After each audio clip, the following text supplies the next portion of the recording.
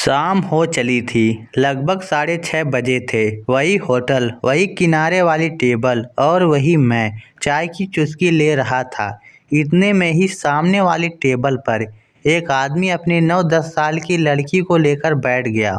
उस आदमी का शर्ट फटा हुआ था, ऊपर की 2 बटनें गायब थी, पैंट भी मैला ही था। कपड़ों से वह दिहाड़ी मजदूर जैसा प्रतीत हो रहा था। लड़की का फ्रॉक धुला हुआ था और उसने बालों में बेनी भी लगाई हुई थी। उसका चेहरा अत्यंत आनंदित था और वह बड़े उत्सुकता से पूरे होटल को इधर उधर से देख रही थी। उनके टेबल के ऊपर ही चल रहे पंखों को भी वह बार बार देख रही थी, जो उनको ठंडी हवा दे रहा था। बैठने के लिए गद्दी वाली कुर्सी पर बैठकर और भी प्रसन्न दिख रही थी। उसी समय वेटर ने 2 स्वच्छ गिलास में ठंडा पानी उनके सामने रखा। उस आदमी ने अपनी लड़की के लिए एक डोसा लाने का ऑर्डर दिया। ये ऑर्डर सुनकर लड़की के चेहरे की प्रसन्नता और बढ़ गई। और तुमको? वेटर ने पूछा। नहीं, मुझे कुछ नहीं चाहिए, उस आदमी ने कहा। कुछ ही समय में गर्मा गर्म बड़ा वाला फूला हुआ डोसा आ गया, साथ में चटनी सांभर भी। लड़की डोसा खाने में व्यस्त हो गई और वह उसकी ओर उत्सुकता से देखकर पानी पी रहा था। इतने में उसका फोन बजा, वही पुराना वाला फोन। उसके मित्र का फोन आया था। वह उसे बता रहा था कि आज उसकी लड़की का जन्मदिन है और वह उसे लेकर होटल में आया है। वह बता रहा था कि उसने अपनी लड़की को कहा था यदि वह अपने स्कूल में अच्छे नंबर लेकर आएगी तो वह उसे उसके जन्मदिन पर डोसा खिलाएगा। और वह अब डोसा खा रही है। नहीं रे, हम दोनों कैसे खा सकते हैं? हमारे पास इतने पैसे कहाँ हैं? मैं 8 दिन में कटौती करके डोसा के पैसे जुटाए हैं। मैं कैसे खा सकता हूँ डोसा? तुम तो जानते हो, रोज का करना, रोज का खाना।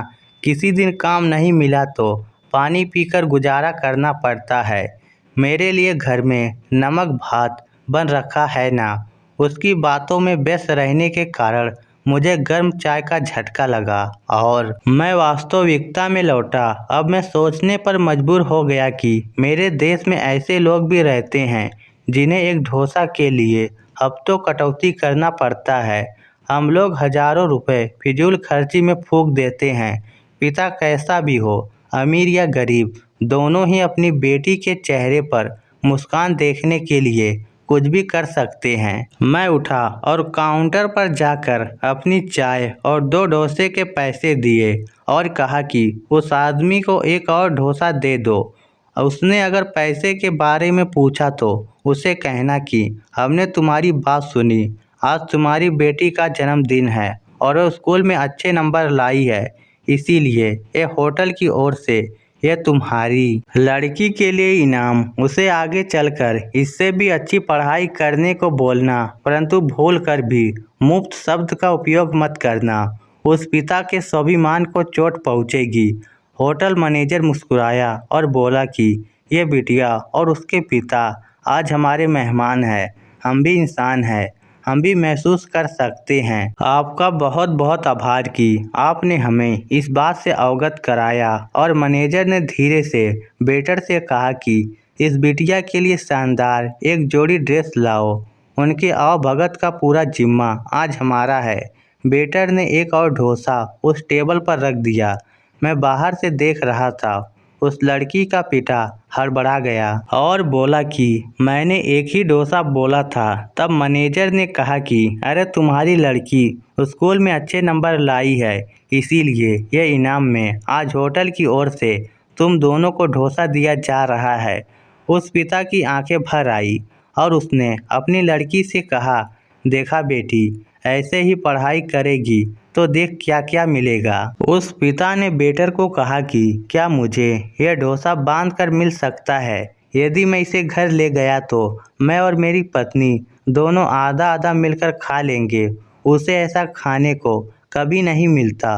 वह बहुत खुश हो जाएगी। जी नहीं श्रीमान, आप अपना डोसा यहीं पर खाइए। ऐसा सुनते ही उसके चेहरे की रंगत उड़ गई। मैनेजर ने कहा, आपके घर के लिए मैंने 3 डोसे और मिठाइयों का एक पैकेट अलग से बनवाया है। आज आप घर जाकर अपनी बिटिया का जन्मदिन बड़े धूमधाम से मनाइएगा और मिठाइयाँ इतनी है कि आप पूरे मोहल्ले को बांट सकते हो। और वह ड्रेस मेरी तरफ से बिटिया रानी को अच्छे नंबर लाने के कारण गिफ्ट है। पिता पुत्री ऐसे खुश हो गए मानो जैसे 1 करोड़ की लॉटरी निकल आई हो। पिता गदगद हो गया और उनके आंखों से आंसू निकल आई। यह सब सुनकर मेरी आंखें भी खुशी से भर आई। मुझे इस बात पर पूरा विश्वास हो गया कि जहाँ चाह है वहाँ राह है। अच्छे काम के लिए एक कदम आप आगे बढ़ाइए। सैकड़ों हाथ मदद को आगे आ जाते हैं। आज मुझे एहसास हुआ कि सब कुछ पैसों से नहीं खरीदा जा सकता है। दुनिया में रिश्तों की डोर भी कोई चीज़ है। इस स्टोरी को लेकर आप क्या सोचते हैं? नीचे कमेंट करके हमें ज़रूर बताइएगा। धन्यवाद।